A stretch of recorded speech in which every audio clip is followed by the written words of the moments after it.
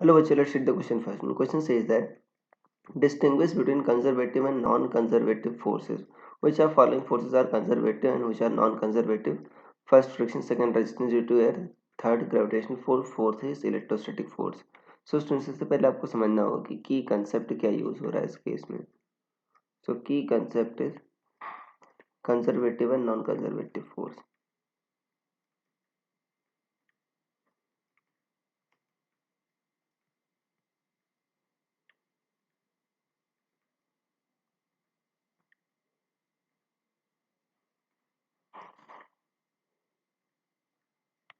देखो बच्चों, कंजर्वेटिव और नॉन कंजर्वेटिव फोर्स क्या होते हैं.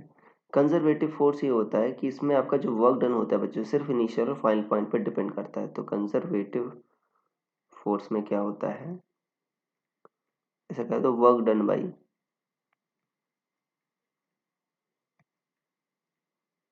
Conservative force only depends on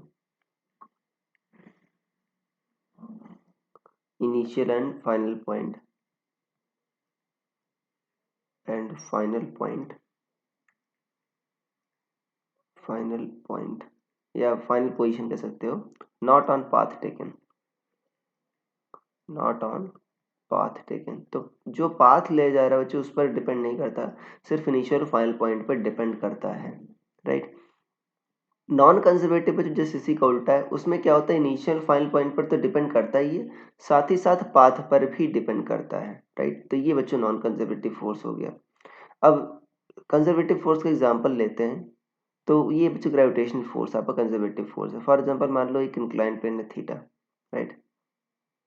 ये आपकी इनिशियल पोजीशन है, ये फाइनल पोजीशन है.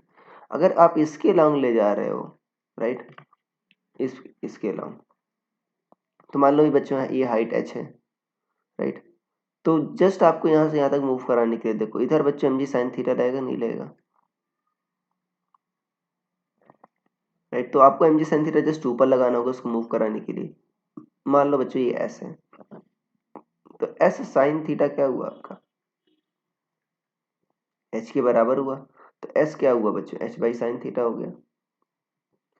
तो जो वर्क डन होगा बच्चों वो क्या होगा आपका mg sine theta into S, ये होगा. राइट. और s क्या है h बाई साइन थीटा.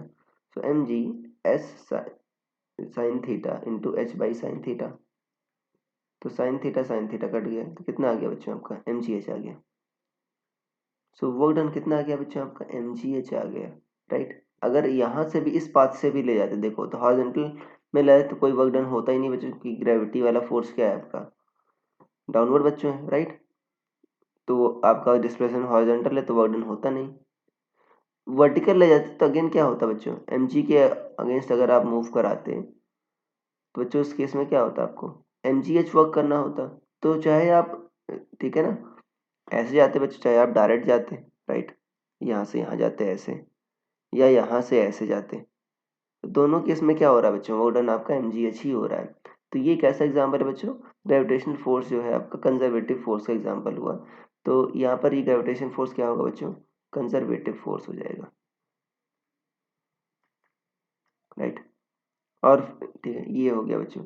जबकि दूसरे केस में कह रहा है आपका फ्रिक्शन और रेजिस्टेंस ड्यू टू एयर. देखो बच्चों फ्रिक्शन आपका पाथ पर डिपेंड करता है. राइट. फ्रिक्शन आपका बच्चों पाथ पर डिपेंड करता है, ज़्यादा डिस्टेंस ट्रेवल करोगे फॉर एग्जांपल, ठीक है ना, मान लो यहाँ से आपको यहाँ जाना है, हॉरिजॉन्टल प्लेन पर ही बात कर रहे हैं. मान लो यहाँ से आपको ये इनिशियल पोजीशन, इसको यहाँ से जाना है, ये फाइनल हॉरिजॉन्टल प्लेन है.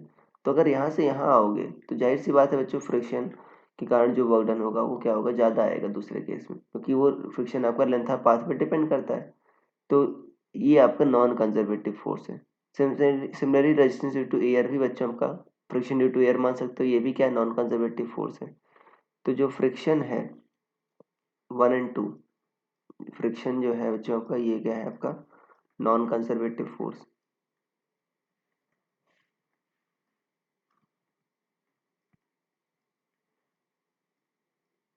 दूसरा जो रेजिस्टेंस ड्यू टू एयर है,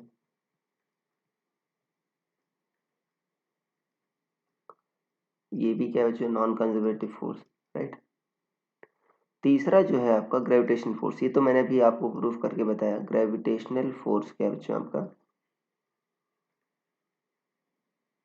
ये कंजर्वेटिव फोर्स है।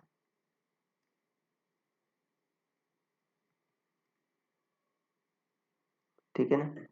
चौथा इलेक्ट्रोस्टैटिक फोर्स। देखो इलेक्ट्रोस्टैटिक फोर्स के कारण जो वर्क डन होता है बच्चों वो होता है क्यू डेल्टा वी। इलेक्ट्रोस्टैटिक्स में आप पढ़ोगे तो डेल्टा वी क्या होता है, पोटेंशियल डिफरेंस। और पोटेंशियल डिफरेंस दो पॉइंट के बीच में बच्चों ये यही होता है। मान लो इनिशियल और फाइनल पॉइंट ये है, तो डेल्टा वी क्या होगा बच्चों आपका, V final minus V initial. तो ये सिर्फ इनिशियल फाइनल पॉइंट पर डिपेंड किया, राइट। ये आपके पाथ पर तो डिपेंड किया नहीं। तो जो वर्क डन बाई जो इलेक्ट्रोस्टैटिक फोर्स होता है वो भी आपका पाथ इंडिपेंडेंट होता है। सो इलेक्ट्रोस्टैटिक जो फोर्स हुआ ये भी क्या हुआ बच्चों आपका, कंजर्वेटिव फोर्स हुआ। कंजर्वेटिव फोर्स हुआ। तो पहले तो बच्चों नॉन कंजर्वेटिव, लास्ट के दो आपके कंजर्वेटिव हो गए। So I hope you understood it well. Best of luck.